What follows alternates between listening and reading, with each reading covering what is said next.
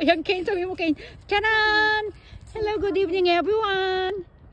Happy Saturday po sa inyong lahat, lalong-lalo na sa mga Irenatics, Team Charan at Charanatics. So ayan, nandito po tayo ngayon sa harapan ng ating hotel. Ayan, nandito yan, no? Oh. Ayan yung paligid na ano, isang napakalawak na garden. Halika, samahan nyo ko, gagala-gala tayo dito sa palibot.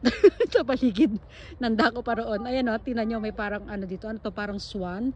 Tapos dito may upuan, pwedeng ano dyan, maganda mag picture taking dyan guys. O, diba? Ayun yung aking mag-ama, nakikita nyo, ayan sila. Tapos ito, ayan yung pangalan ng hotel.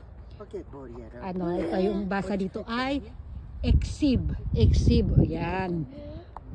Tapos ayan, o, tinan nyo, ano siya, floating Christmas light na may anak, floating illumination pala ang tawag dyan.